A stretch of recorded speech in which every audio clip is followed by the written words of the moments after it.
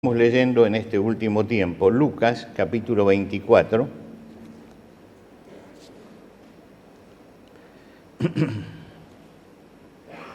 Y vamos a leer desde el versículo 35.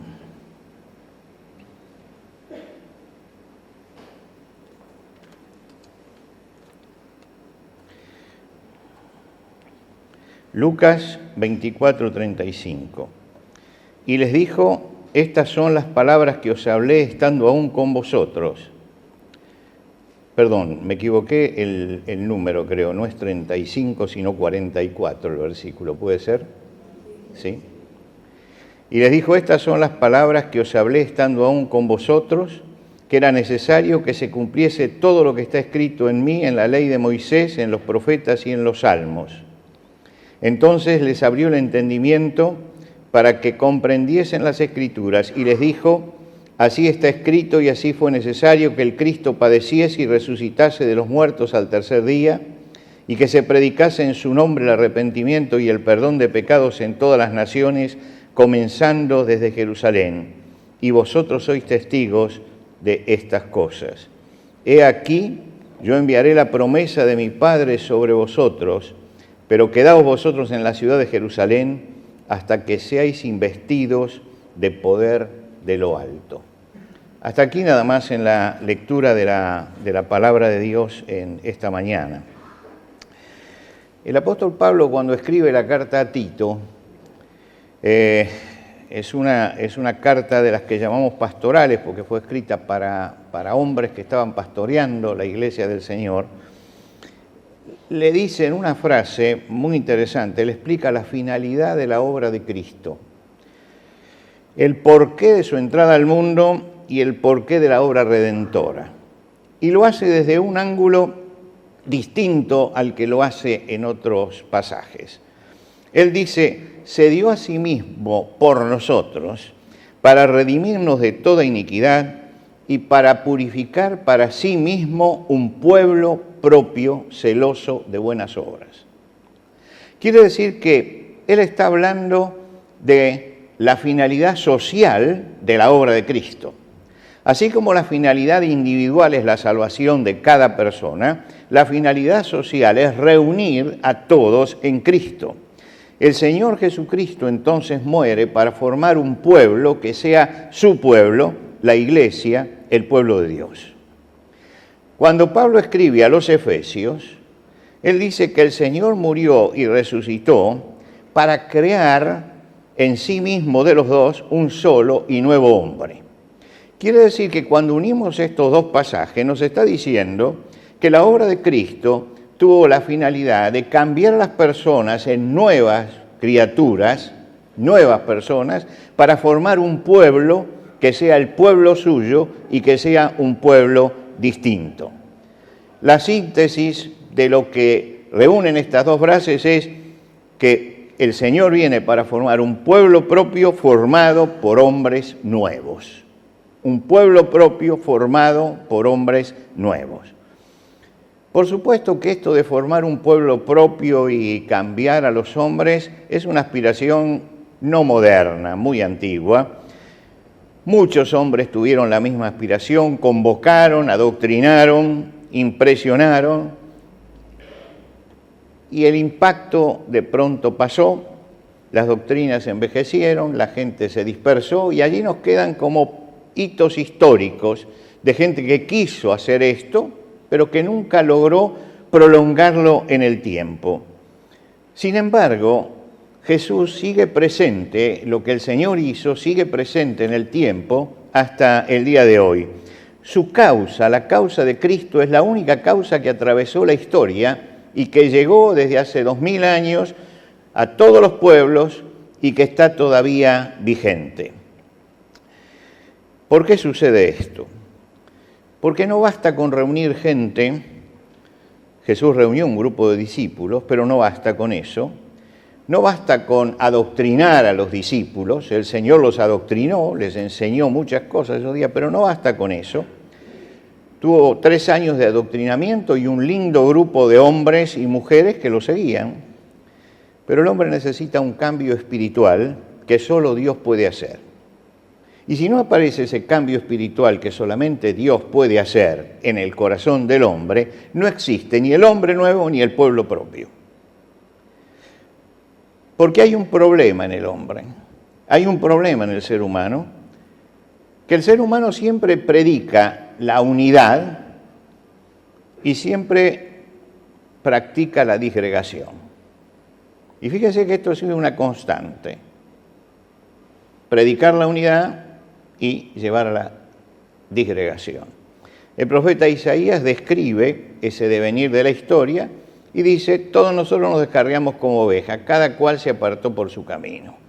Él dice, Dios ha creado un rebaño al principio y el pecado hizo que todos los hombres se descarriaran y cada uno se fuera por su camino. Que todo esto se disgregara. Lo que quiere decir que la unidad, esa unidad que tanto buscan los políticos en este tiempo y todo lo demás, es imposible hacerla si no hay un cambio profundo y hay un cambio espiritual. Cuando Isaías dice, todos nosotros nos descarriamos como ovejas, cada cual se apartó por su camino, comparándonos con un rebaño que se dispersó, lo único que está haciendo es describir eso que hoy nosotros en nuestro lenguaje moderno llamamos el individualismo. Es decir, que cada uno obra según su voluntad, sin tener en cuenta al prójimo, sin contar con el prójimo y sin tampoco medir lo que sus acciones hacen en los otros. Esto sucede desde las cosas más elementales. La otra noche había un automóvil con un muchachito que no debía tener más de 18, 19 años, que había puesto los parlantes de su auto a todo vapor, las ventanillas abiertas, y pasaba como una exhalación sacudiendo todo con eso. No le interesaba si lo estaba molestando al prójimo, no le interesaba si estaba pasando frente a un hospital donde hay gente que está sufriendo, no le interesaba si eran horas de descanso. Él vive como se le antoja, tiene sus propias leyes. Y esto, que ya empieza a ser cotidiano entre nosotros, ¿no?, es un poco el reflejo de todo lo que pasa en la sociedad. Que cada uno hace lo suyo sin importarle el prójimo ni el efecto que eso causa en el prójimo.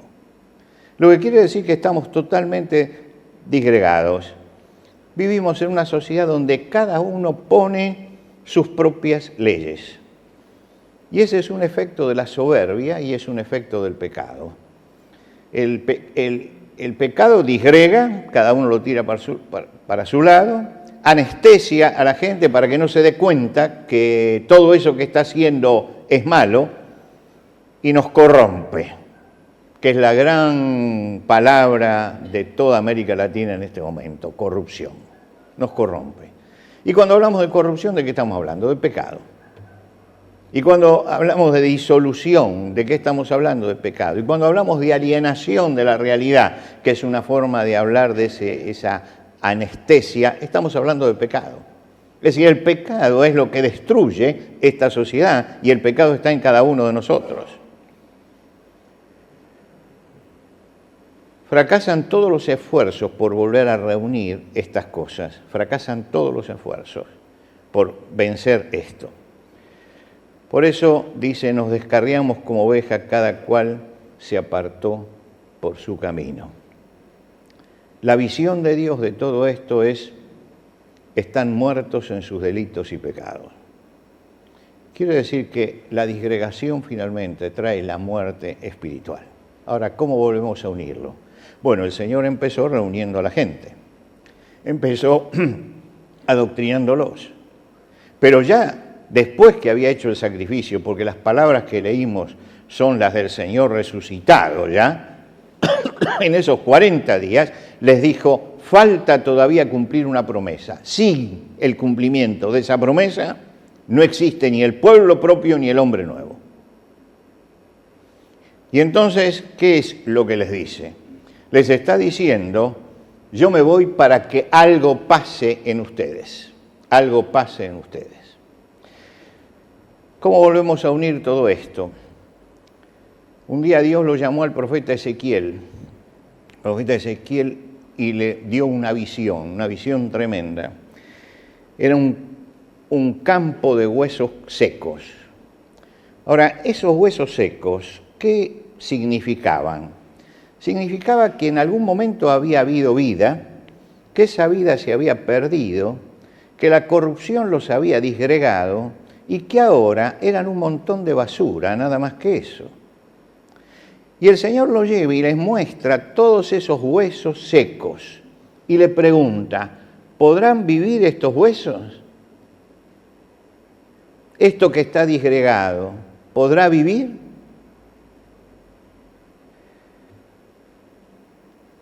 La contestación de Ezequiel es, yo no lo sé, ¿quién lo sabe? ¿Quién lo sabe? Y el Señor le dice, háblale en mi nombre a estos huesos. Háblale en mi nombre a estos huesos. Bueno, es difícil predicar a huesos que están secos, ¿no? Pero Ezequiel era un profeta de Dios y tuvo que empezar a predicar allí. Y dice, y a medida que predicaba, que hacía llegar la palabra de Dios a esos huesos, en la visión, dice, los huesos comienzan a generar tendones y músculos y se forman y son ya seres que están allí armados. Y él ve delante de sus ojos eso, pero le falta algo, le falta la coordinación de la vida. Y entonces viene Dios y le dice, ¿le hablaste a los huesos? Sí. ¿Ya tienen carne y tienen todo? Sí. ¿Ya tienen tendones y músculos? Sí. Ahora habla en mi nombre al espíritu de vida. Y en el momento en que habla el espíritu de vida, dice que desde los cuatro vientos sopla desde los cuatro puntos cardinales sopla un viento que sopla sobre los huesos y vino el espíritu y vivieron. Y dice, y era un ejército numeroso. ¿Dónde está el secreto de todo esto? En esa parte donde Dios dice, háblale al espíritu de vida para que venga, para que llegue.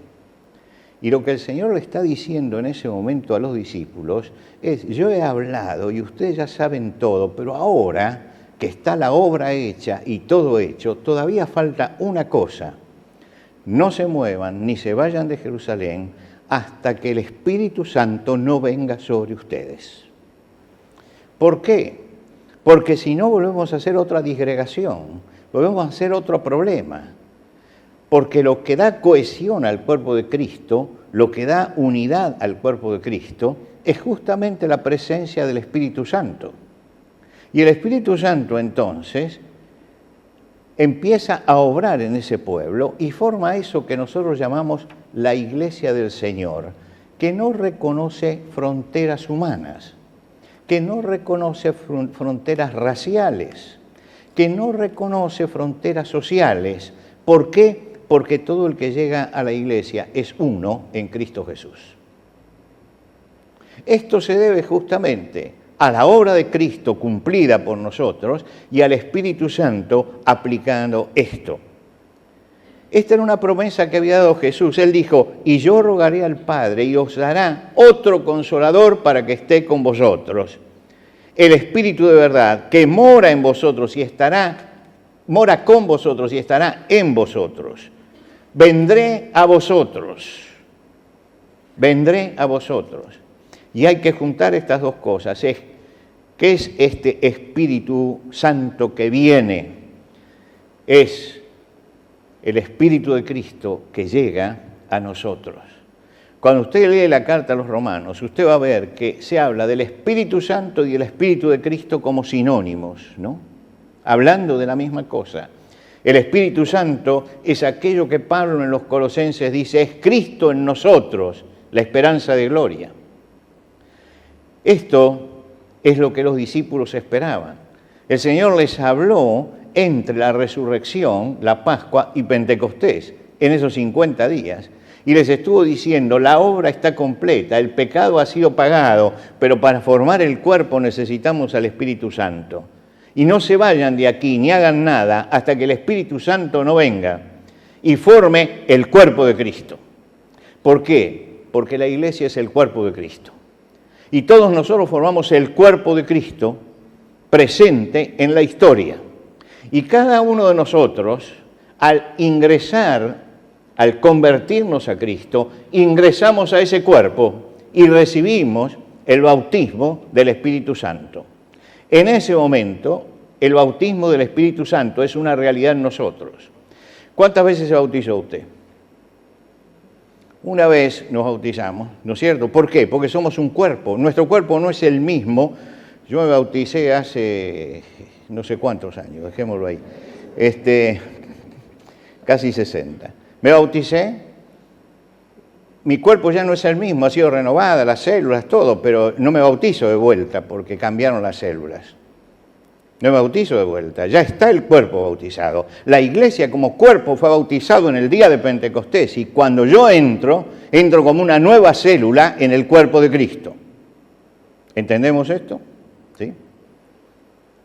¿Por qué? Porque el que no tiene el Espíritu de Cristo no es de Él.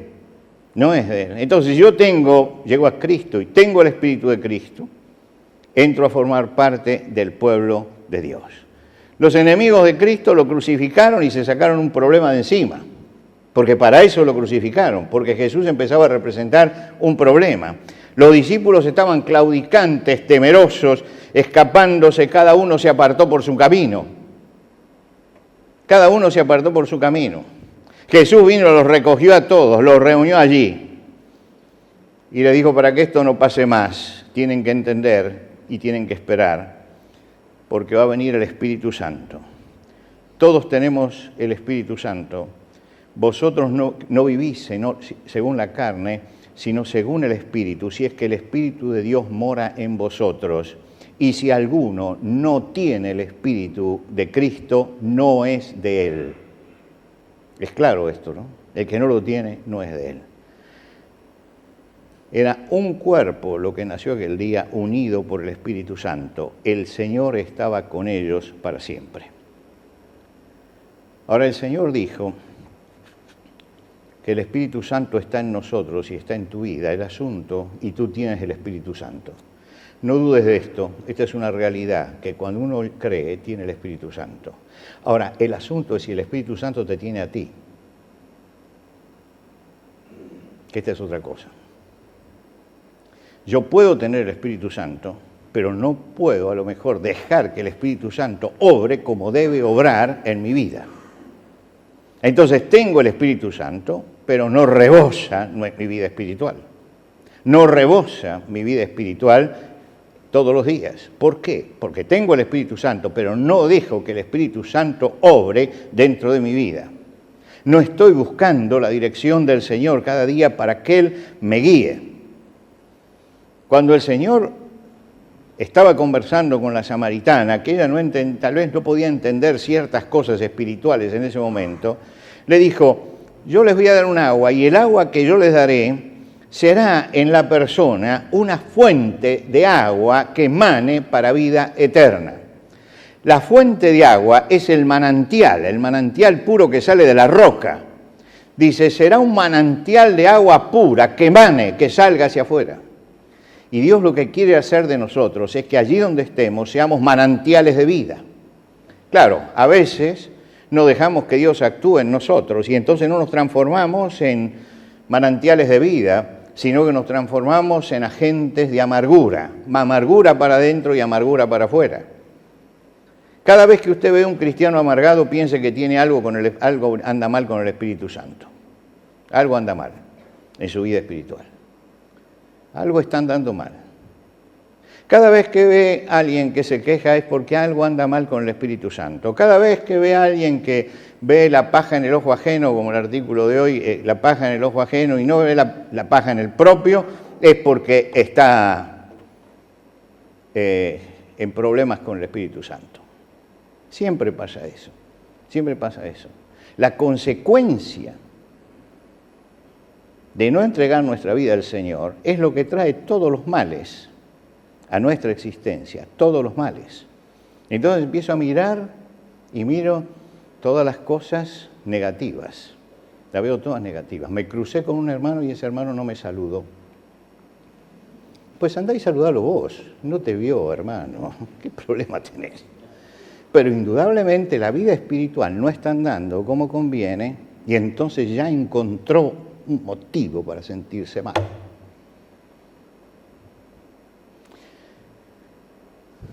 Yo creo que de la gente que veo durante el día debo saludar a 3 o 4, porque voy pensando en tantas cosas que no veo lo que está alrededor.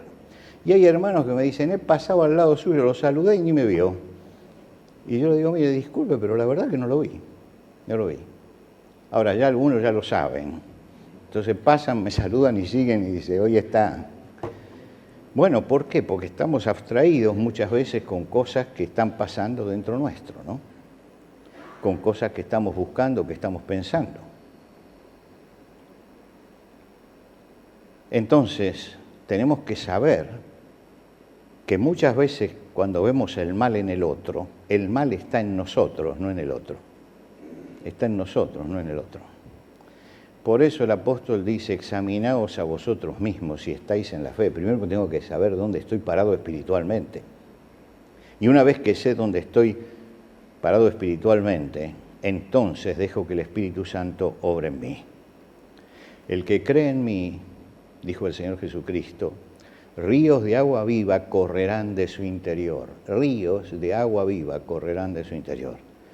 Y Juan aclara en el Evangelio, después de esta frase, esto dijo del Espíritu que habían de recibir los que creyesen en Él. Que habían de recibir los que creyesen en Él.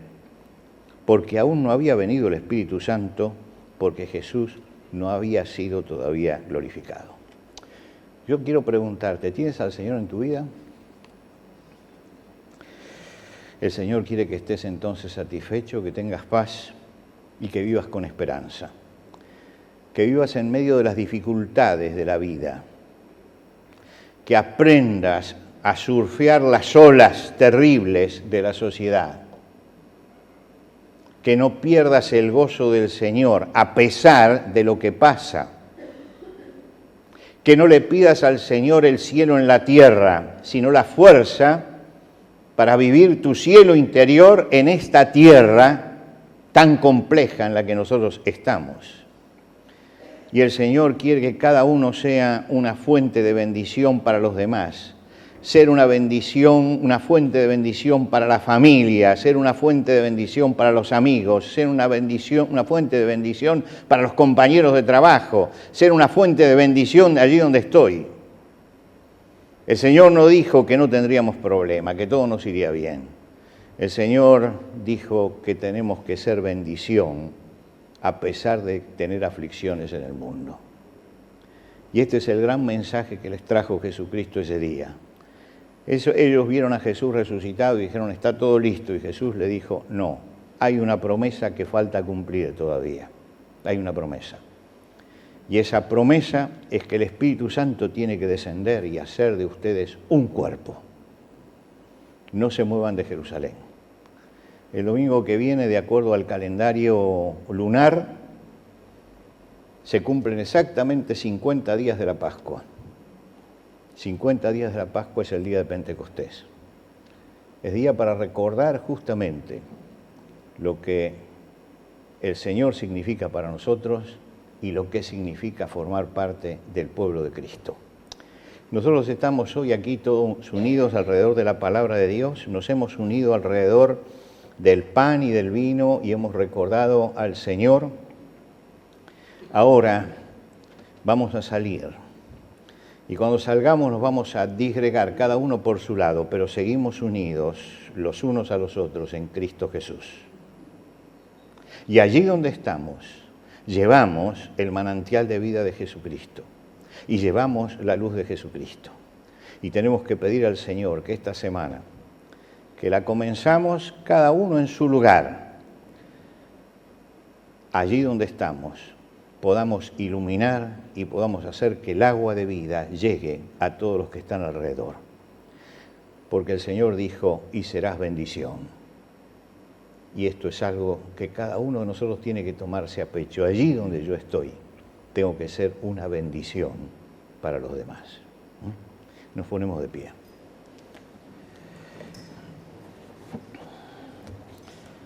Padre de amor y de misericordia, cuántas gracias te damos esta mañana por el don supremo por encima de todo don que es Cristo Jesús, nuestro Salvador, por quien recibimos el perdón de los pecados, la vida eterna y la presencia del Espíritu Santo en nuestra vida. Te agradecemos, Padre, porque el Señor dijo, no os dejaré huérfanos, mandaré otro Consolador para que esté con ustedes. Y porque el día de Pentecostés descendió justamente el Espíritu Santo sobre el cuerpo de Cristo, hizo que esos 120 del aposento alto fueran un solo cuerpo en Cristo. Y te damos gracias porque ese cuerpo transitó toda la historia y nosotros hoy pertenecemos a ese mismo cuerpo porque todo nos dio a beber del mismo Espíritu. Y te damos gracias, Padre, porque podemos vivir la comunión en Cristo Jesús, gracias a que la obra de Cristo fue una obra completa, una obra acabada, una obra para la eternidad. Te damos gracias porque la sangre de Jesucristo nos limpia de todo pecado y porque el Espíritu Santo que mora en nosotros nos da la posibilidad de ser bendición. Te pedimos que esta semana, allí donde estemos y donde tú nos mandes, podamos ser de bendición para aquellos que la necesitan. Te lo pedimos, Señor, en el nombre de Cristo Jesús. Amén.